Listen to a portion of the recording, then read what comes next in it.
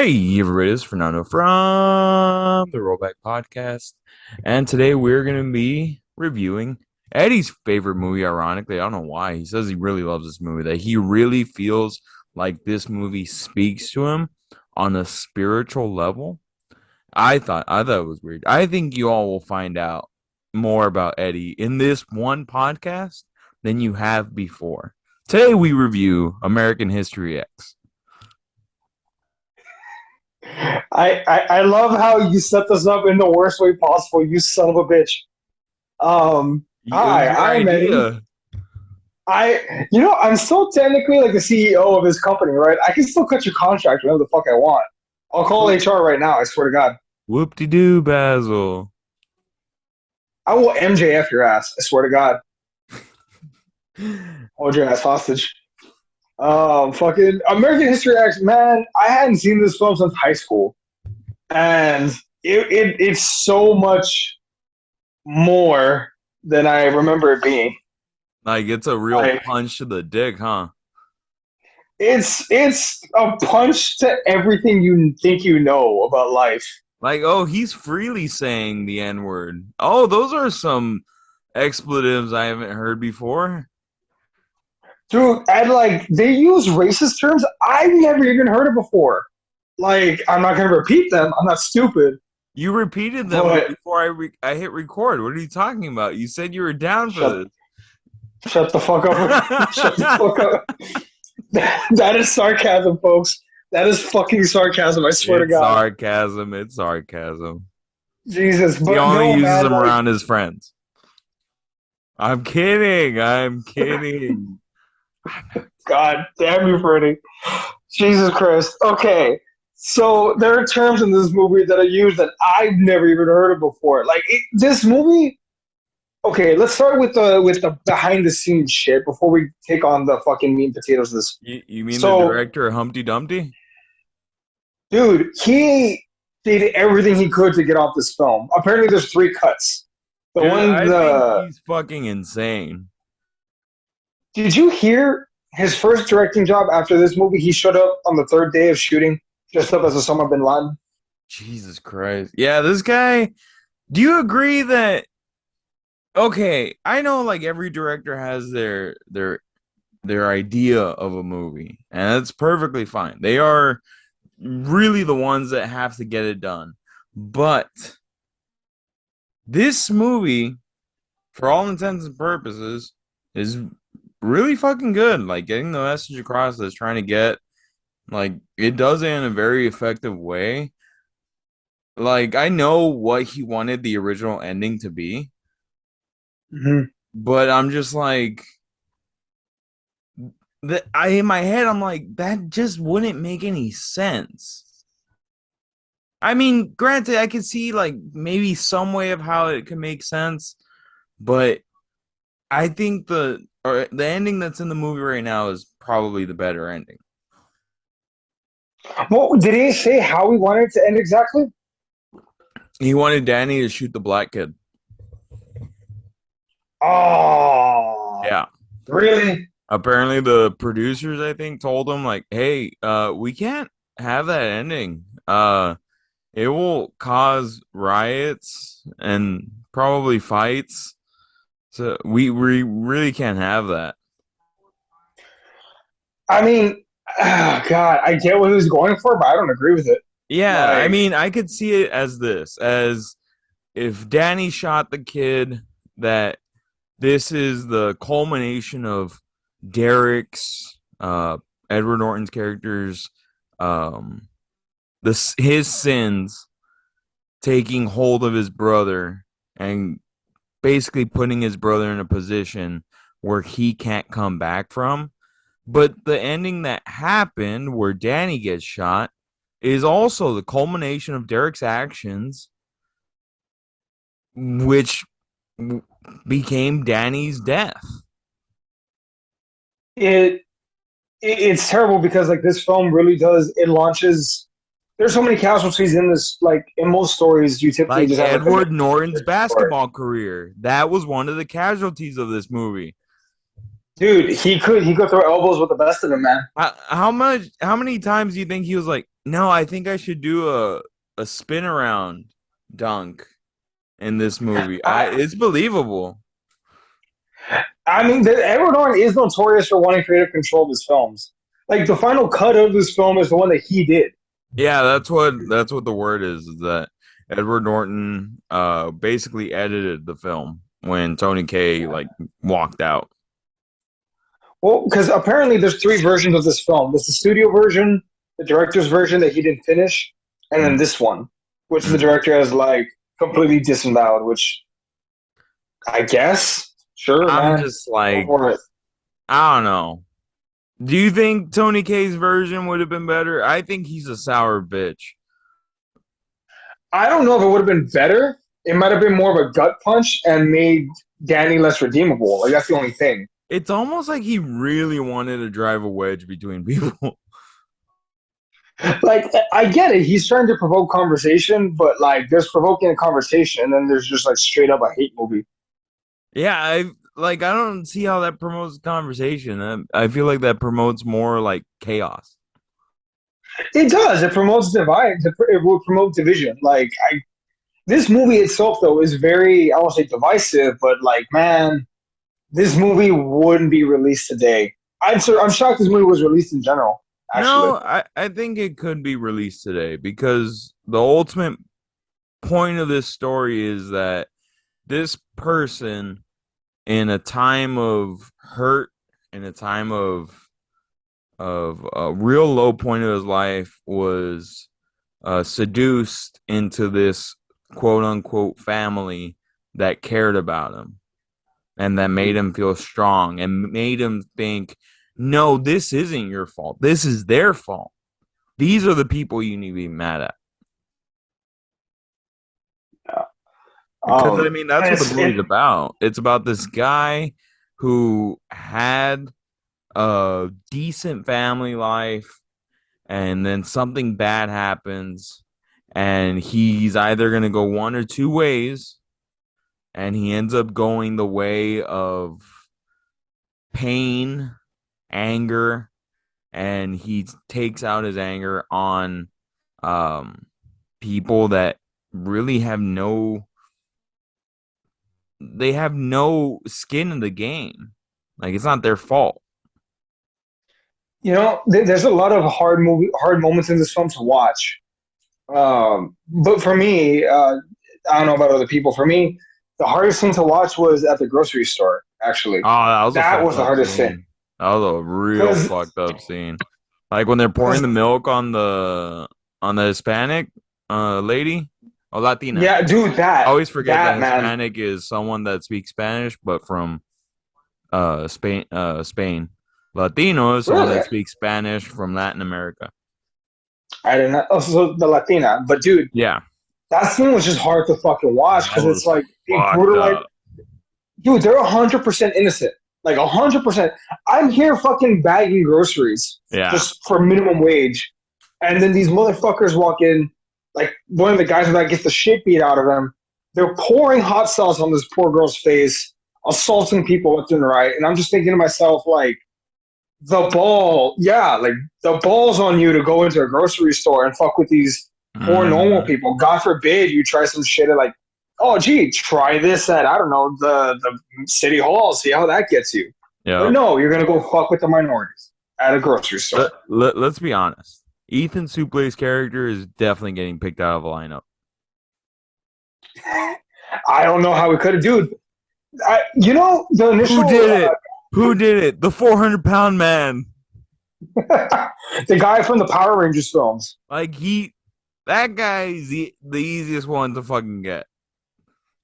Dude, and it's nuts to me also like that any of these actors took these roles. I'm not saying no one should, but like if like that's why Joaquin Phoenix, he was the director's first choice for Derek. The I one wouldn't have that taken the roles. the one that oh, and then Joaquin Phoenix turned down the role because he said, uh, I want to say I don't agree with the subject material.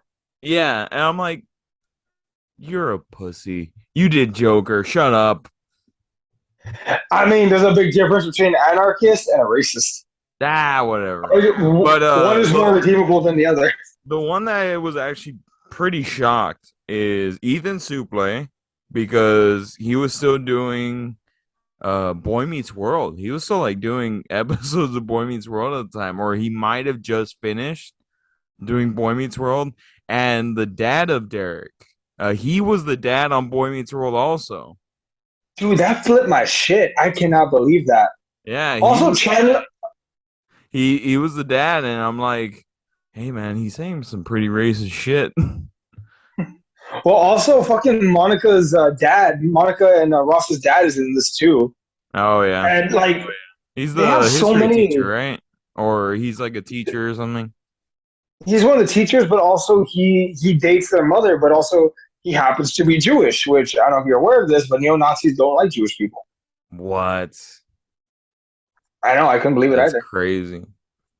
But dude, this movie, there's so much like stylistically also like they paint. You know how the scenes in the past are black and white and the scenes currently are colored. They do Yeah. that because from Derek's point of view, like before all this, everything was just black and white. Like, no, you're bad, I'm good. Mm-hmm. But once he gets out, everything's different shades. Life is more complicated. Yeah. Um, I love the relationship he has with the guy in prison. The one what's his name? The one that he does laundry with. I don't think they ever give him a name. I'm not sure, man. I don't I remember, but really don't remember them ever giving him a name. I think Lamont. That's his name, Lamont. Oh, But yeah, when they go back and forth on life issues and stuff, and he just slowly breaks him down, and they start like laughing and being friends and stuff, yeah. and he finds out like, what are you in here, man? You're not a killer. Like I know you. You're not a killer. He's like, I robbed a store. I dropped the TV on the policeman's foot, broke his foot, and they said it was assaulting an officer. So I got 6 years. You're like Yeah. bullshit for real. Like it takes him having to actually meet someone and see how broken the system is for him to be like, maybe I'm wrong. And like all these events have to occur for him to realize how wrong he is in Just his think about it outview. like this. He got out sooner than that guy, and he curb stomped a person who was stealing his car. Like, dude, the it was that was the opening scene, right? The curb stop. It's pretty much one of the opening scenes because we open up with Danny at school, and Derek had just gotten out, and they're showing as to why he went to prison, and then it's pretty much what happened in Derek's life that made him who he was when he left prison, and B, what made him turn into this white supremacist. See, I think I, I don't know if a movie like this would be made or released today, but I think movies like this are important because you can't just be like, "Oh, they're racist, just put them aside."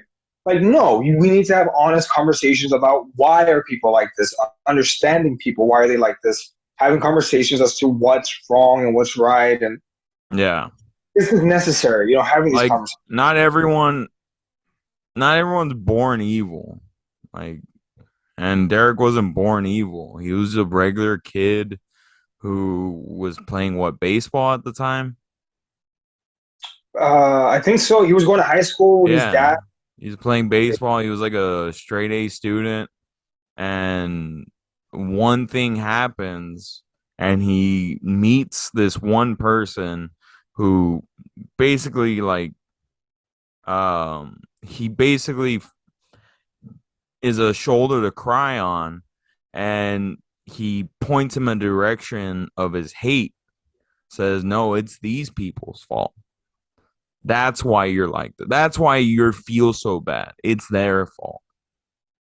Well, remember also his dad spewed the hatred too, and I mean, I to some degree I understand. Like he in part took this philosophy from his father, someone who he looked up to. I think it's fair to say Derek saw his dad as like the best, as most sons do. But Mm-hmm. he never got to the point where he could question and be like, what, maybe my dad's not right about everything because his father was killed before they got the chance to really hit that point. I Yeah. don't watch, but I think it's fair to say hit the death of his father. pushed him, accelerated him down the road of a fucking white supremacist. And then, I mean, well, the movie starts off like that. Derek, is pretty much full blown white supremacist. We're cutting from present day to past. Present day Derek, he has hair now. Uh, Pretty much always wears a long sleeve shirt. Does not have any of his tattoos showing because he's Mhm. inked up.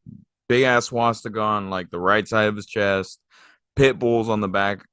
Like he's inked up of white Yeah, supremacist shit.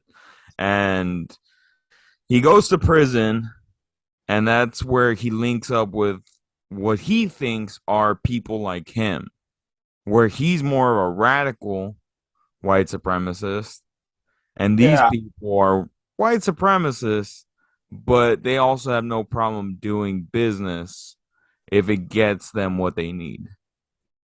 Well, and I can speak to some degree of experience from this.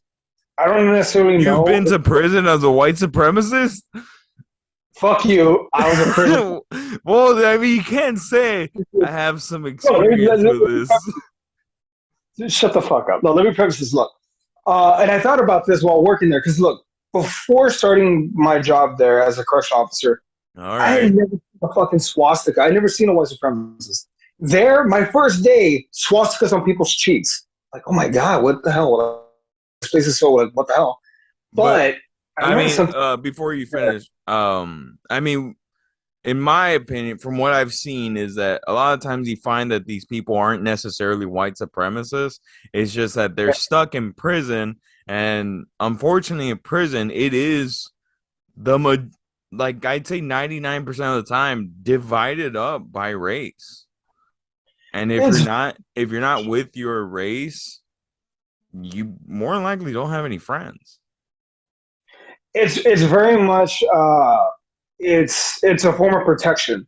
A lot of Yeah. guys join gangs, don't necessarily agree with their values, whether it's they're in brotherhood or yeah, any other gang, of a certain ethnicity. It's not necessarily that they 100% agree with them. It's just like, look, either I link up with these guys or I'm on my own and I might get killed.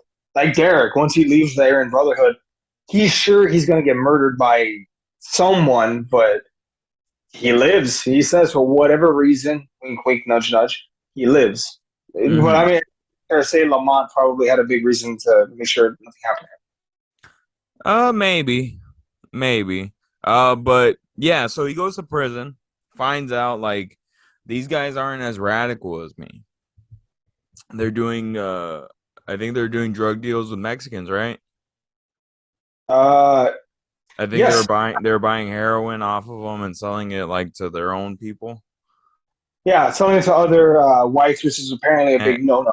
and he gets real pissed and he just kind of starts dissing himself and I think he kind of disses them at one point, which then leads to probably this definitely is up there as one of the more extreme scenes in this movie is the prison shower rape scene. Dude, I can't believe they actually did that. Like, I Yeah. think like, this might be one of the most graphic depictions of a sexual assault ever put to film. Yep. Like, it's I up mean, there. yeah, I mean, and that pretty much just like that's Derek goes through a lot of shit in this movie. And this is one of those scenes where the people he thought were supposed to protect him literally rape him and treat him like trash. I man, and then it's crazy because correct me if I'm wrong, but he disavows them after he's assaulted, right? No, Before. no, he never kills him. No, but at some point, I don't remember what came first. Was it the part where he said "fuck him"? Like when they were eating lunch. Was that happened first, and then he gets assaulted, right? Or is Yeah, it the and yeah, then he he says, disses him. yeah, He and disses then him, and they get him in the shower, and then they call the his former English teacher, I don't know if it was at his behest or maybe he was keeping track of him or something. But he gets called and he meets him in the infirmary, and Derek cries. He And just cries because he's been literally broken down. it's man, there's just it's raw, man. Like the emotion is raw. It's just it's Jesus. But they move they move forward from that. Oh It's my God. crazy to see like where he came from, like the basketball game where he's like the super alpha dog there. And Edward Norton put on 15 pounds of muscle for this movie. He was jacked in this movie. Like he was pretty fucking jacked. And he went from like alpha dog where he was from to what happens in prison, and he's literally broken down to just Derek. He's not neo-Nazi Derek. He's just Derek. What's called? And they have a hard time accepting him. His I almost call him friends. Feels wrong to say. His neo-Nazi buddies. Initially, he's welcomed back as a hero. Like, Yeah. you're a legend here, man. You're a made man. Everyone loves him. I don't And think he, it was that they didn't welcome him. He didn't want to be welcomed. oh no, no, I'm saying though, like the easy thing would have been to just jump back into the life. He's like, no, I need to get out of this. I need to get my family out of this too. Even his girlfriend, who like he tries to talk to her and say, hey, like let's get out of here. Like I don't want to be here anymore. I want you to come with. Which, No, dude, what's wrong? like, don't go to her. You can do so much better than her. They had. I think they loved each other for a little bit. I don't know. I don't know. I don't know, man. I don't But know. yeah, that. So yeah, he's well. First, before that, he tells his brother. Oh, wait, no, sorry. No, yeah, he does do that. He goes to the party. He tells the girl like, "Hey, like I'm leaving. I want to get out of here, like for good."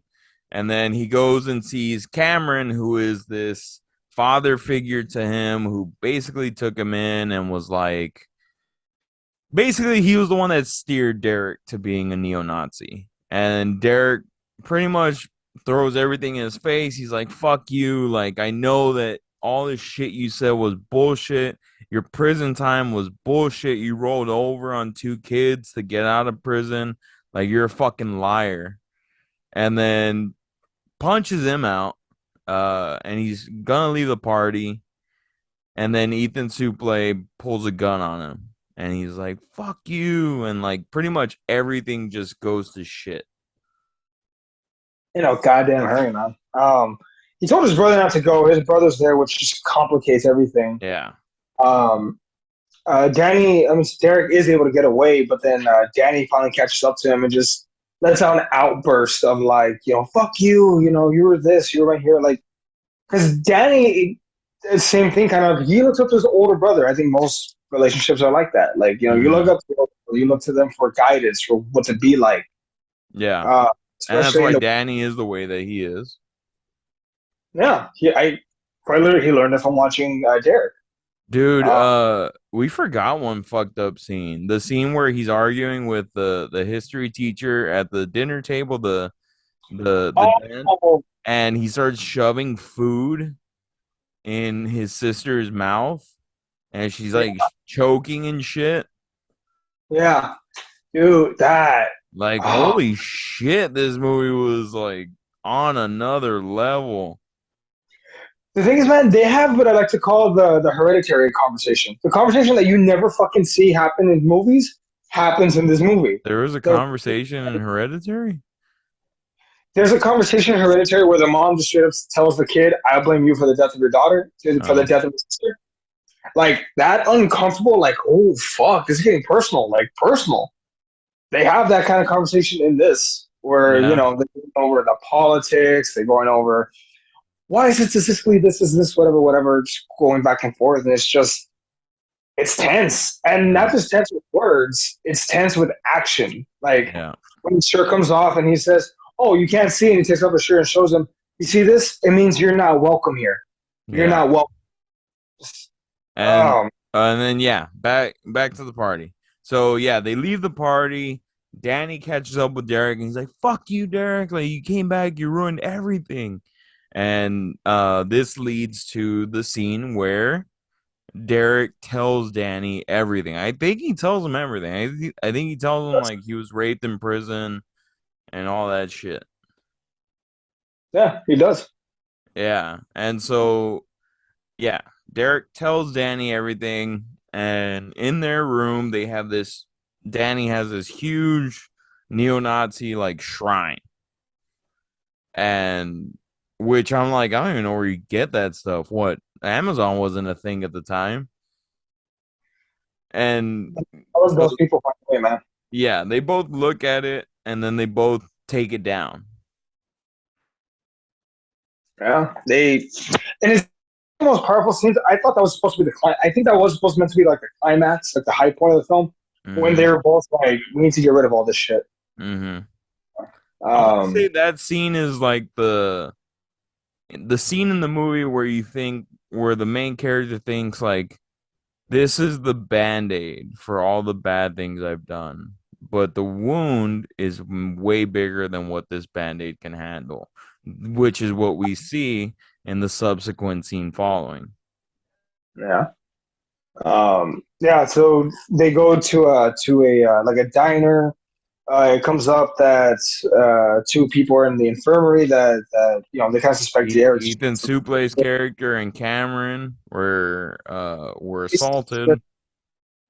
Yeah, and they're like, just do whatever you can. He drops off Danny at school, and then there's a fake out where you see a lowrider passing by him, and you think, Derek thinks this is the part I'm gonna get shot. We all assumed it, Hmm. and when the car passes by and anything happens, we're all relieved, like, oh, okay, he didn't get killed, that's fine. And then the gut punch that came out of fucking nowhere, like Danny, he's just taking a piss in the restroom, turns around to see a kid pointing a gun at him. The kid that he blew smoke into his face earlier in the film, Yeah. shoots him 3 times in the chest and just put him down like that. Hmm. Yeah, and then Derek pretty much does the get the fuck out of my way. And he gets inside and he sees his brother dead. And that's the culmination of his actions in real life. His brother, who was following his footsteps, who we all thought like, oh, since Derek and Danny both denounced what they were following, things can be better. But sometimes things are too late and someone has to pay the price. Also, I think it's also the fact that like you can't. It's not as easy as taking down a poster. Yeah. Change requires more effort than just like putting on a shirt or there's more to it than just that. Yeah. Um, So mm, now that we've seen the movie, I liked it. Like if I have to rate it, I'd say it's a definite 4.5 out of 5. I think it's a very powerful movie. I think it has a message and it definitely gets its point across. What would you rate it? damn, man, it's hard. Probably a B plus or an A minus. Like it's a very well made film. Not everyone can watch it though, man. Like this is not an get through, but it's an important film. Like it is. Like there's no way around it. It's an important film to watch. Yeah. It teaches a lot of lessons. I think it speaks to a number of people. Um, it does talk about reasons why are some individuals racist? Why are some individuals like this? Yeah. Um, I almost want to say I think it should be conserved. So there's a thing where like Congress will like pick the most important films and like preserve them Yeah. in condition. I feel like this film belongs in that category because I think if so. I think it belongs there. it earned Edward Norton nomination for Best Actor for Bet you Oscar. Tony K loved that one. He's Dude, like, I oh, don't know oh, what the fuck they're talking about. no, no, you want to hear something more fun? I can't wait for the sequel. Sequel. As of 2020, Tony Kaye is returning to direct a film starring Jimin. Jimin? I can't pronounce his name. Um, God, what's his name? I can't pronounce it properly, man. What movie was he in? The one that goes straight to mind is Guardians of the Galaxy. He's the guy that says "Who?" That guy. He also Oh, plays. that guy. He's always like a background character. I know who you're talking about. He came out in Blood Diamond. Fucking guy, dude. Come on. Dude, it's been a month since I've seen Blood Diamond. He's also in Shazam, and he plays Yeah. Papa Mid. Any fucking way. It's called American History Why, and it's going to during the Civil Rights Movement, apparently. Oh god.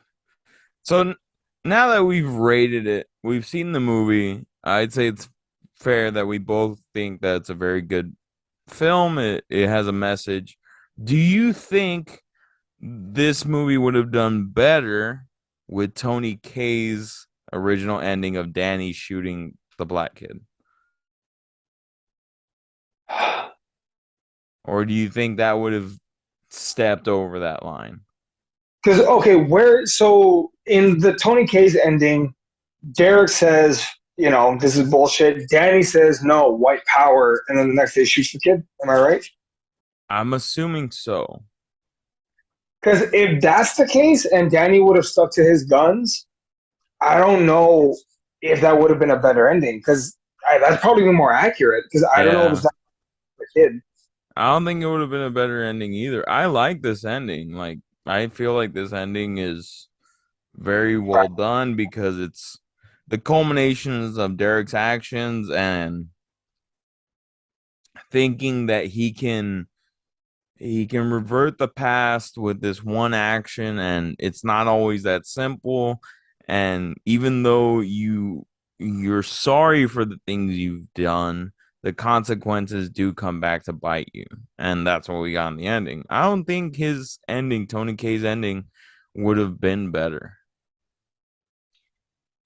Man, the shitty thing is though, I feel like his ending may have been more accurate with the way things would turn out. This movie though, it's not often I say a movie feels like a tragedy. This movie is a tragedy. No, I so agree. I wouldn't say that that it's more representative of the way things are now. I think everything now is more secretive. No one wants to plaster their shit out there. Well, I mean, and it's fucked up because a lot of the arguments that they have in this film are ripped right out of today. That's the shitty thing. Like, this movie is damn near 25 years old. It's 24 years old. This Came Halloween. out in 98. Yeah, and the fucked up part is, man, these conversations are still being had today. Oh, what's the problem with this country? No, it's them. It's this. It's that. It's those people. Like, rather than like, it's depressing because the conversation is still fucking accurate, man. Yeah. How is the conversation still the same? The same fucked up conversations that were had 24 years ago. How has nothing changed? Really, nothing has changed. Not much. Not enough, anyway. I think it has changed. I do think like yes, there are still those conversations. But I do think that people are way more inclusive now than they were in 1998. I think you're right, but the fact that Well, you also have to remember the civil rights movement was in the 60s. that's only last 60 years ago. So yeah, we're not that far off. So I think the progress that we made so far, while it is small, it's not that bad in comparison to what was before. But I do think like we have a long ways to go. Dude, fuck, man. Oh, So dude, this so you hurts. gave this movie a an A minus, which I Yeah, never understood that grade. Is it an A or is it a fucking B plus kind of plus? it's it's like B is like you're in the middle. B plus is you're almost there. A is like you're barely like amazing. A is amazing. A plus is perfect. And what's A minus? Below an A or at an A? A minus is below an A but above a B plus. Then it's an A. No, it's below an A. It's like a 91. All right. Doesn't make any fucking sense. All right. Uh All right, we gave it some decent scores. I thought it was a good movie. I thought it was a good rewatch. Powerful movie. People should watch. All People right, should watch this film, or at the very least, like give it a chance, like to understand it. all right. Let's close it out. All All right. right, everybody. Thank you for joining us for this review of American History X. This is Eddie's favorite movie. Don't forget to like and comment and go to his pages and tell him how much you think that he is so right for loving this movie. Now, please like us and follow us anywhere you get your podcast needs. Google, Spotify, Apple, wherever you get your podcast needs. That is where you can find the rollback. We will try to put out podcasts whenever we can. Eddie should be getting his laptop soon. But yeah, that is it. This was the rollback. This is Fernando. Come on. I've been Eddie. I And hate this you. is Eddie's favorite I movie, American History X. And this was our review. fucking bullshit. Let's cut it. Fuck you. We cut it when I say we cut it.